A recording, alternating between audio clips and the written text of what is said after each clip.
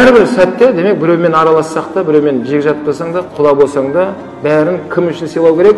Алла үшін сыйлау керек. Алла үшін сыйлаған кезде, бауырлар, ол тәтті болады. Ол ұзаққа созылады. Көз бояушылық бетіне күліп тұрып, сыртынан боқтап кетуге болмайды. Былай сыйласып тұрады да, сыртынан барып ғайбат сөйлеп жатыр. Жоқ, ол Құдай үшін араласқан адамдардың әңгімесі емес. Құдай үшін сыйлаған адамдар оны көз алдында тұрған кезде қалай оның құқықтарын қорғаса, адамгершілігін сыртынан да сөйтіп қорғап жүре береді. Ол туралы біреу бірдеңе сөйлеп жатса, бірден тоқтатып тастайды. Бауырым, тоқта. Сен не айтып жатсың? Сен сол айтып жатқан сөзіңе дәлелің бар ма? Жоқ десе, онда ол теманы жап сен. Қазір сен айтсаң, сен де күнә аласың, тыңдасаң, мен де күнә аламын. Деп, Құдай үшін сыйлаған адамдардың сыртынан да сөйлетпейтін адамдар сөйтіп жүреді екен. Сол сауап болады, бауырлар, сол кезде біз иманның ләззатын татамыз.